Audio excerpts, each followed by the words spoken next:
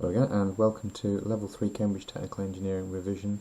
We're looking at the mock exam paper for Unit 3 Principles of Mechanical Engineering, and we're going to look at question 1 part B, and it follows on from the question 1, which was the centroid, because we calculated a centre of mass, or centre of the planar object, and we worked out the coordinates for it, probably actually a little bit closer to being over that way a little bit. Okay, so the question's asking us to calculate the magnitude of the resultant force. So we've got 20 kilonewtons in this direction, 12 kilonewtons, should we say horizontally, and 5 kilonewtons vertically downwards. Now, if you remember that all the forces in an object act through its centre of mass, we can actually sort of redraw this as a free body diagram. Just say that we've got 20 kilonewtons, like so, and that 20 kilonewtons is going to produce a horizontal force and a vertical force. And we can then combine that with the 12 kilonewtons, which gives us another horizontal force. And then we've got 5 kilonewtons. Now we've got that force acting upwards and this 5 kilonewtons acting downwards, like so. 5 kilonewtons. Now to resolve this force and this force, we're going to use this angle, 40 degrees. And we're going to use our old favourite. We're going to use trigonometry. Now this is your formula booklet. Okay, this triangle's the other way around, but that doesn't really matter. What I did notice is that this is written in a particularly odd fashion, because it's talking about a squared plus b squared equals c squared. Lovely. And it's labelled these a, b and c. Now this bit is great for the Pythagoras, but it doesn't help you with what you might be familiar with as trigonometry, which is SOHCAHTOA. When we talk about opposites over the hypotenuse. This then is your hypotenuse. There's the angle there. So this becomes your opposite. So I'm going to just relabel this to help me out. And this is going to be my adjacent, so that I can then use SOHCAHTOA. Okay. So if you find that a little bit confusing, just remember SOHCAHTOA, and then that's how your triangle gets labelled. Right, let's go back. So I'm just going to deal with this a little bit first. That 12 kilonewtons and the 5 kilonewtons, there's no trigonometry required. They're just a horizontal and vertical force that we're going to add in when we've done this resolved coplanar forces here. So we're going to end up with, right, 20 kilonewtons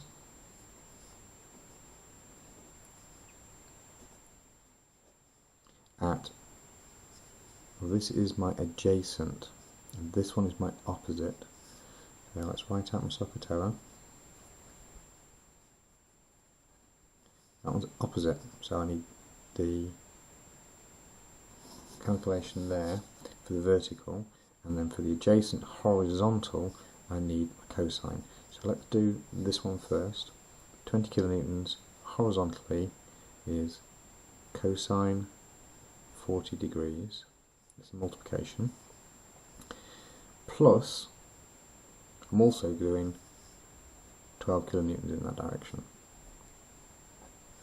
and that's going to equal, if we work that out, 27.3 kilonewtons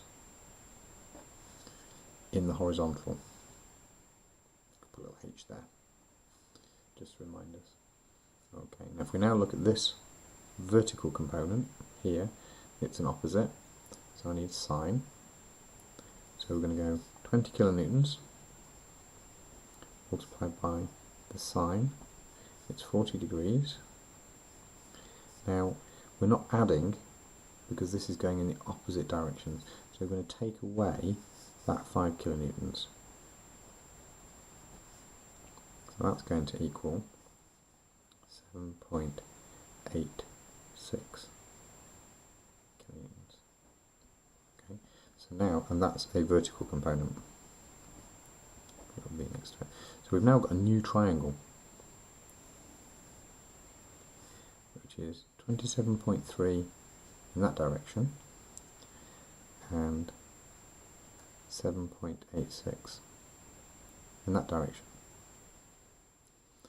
And this is what they're talking about when they're saying the magnitude of the resultant force, and they're also going to ask for the angle of the resultant force. The magnitude is this length of the hypotenuse, which is actually going to be our C from a squared plus b squared equals c squared. Okay, we can rearrange that formula, so C would be equal to the square root of 27.3 squared plus, I'm rounding up a little bit here, 7.86 squared. And that would equal approximately 28.4 kilonewtons. That's that there, 28.4 kilonewtons. So the resultant force acting at this point of 20 kilonewtons in that direction, 12 in that direction, and 5 in that direction, the result at this point would be a force of 28.4 kilonewtons in some direction. Now the direction, well, we've used SOP, we've used CAP, we need this one next, because what we're trying to find is this angle.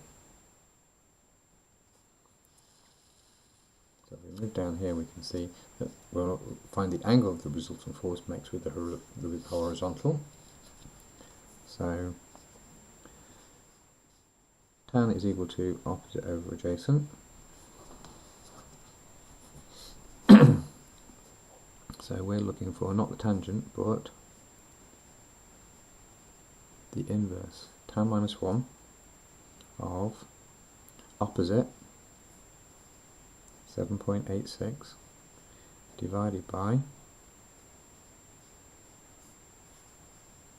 the adjacent 27.3 is equal to, remember I have rounded these numbers, but it should come to approximately 16 degrees. So the result of 20 kilonewtons, 12 kilonewtons, 5 kilonewtons on this centre point that you calculated earlier would be 28.4 kilonewtons at an angle of 16 degrees acting on that object. I hope you found that useful, and I hope you do well in the exam.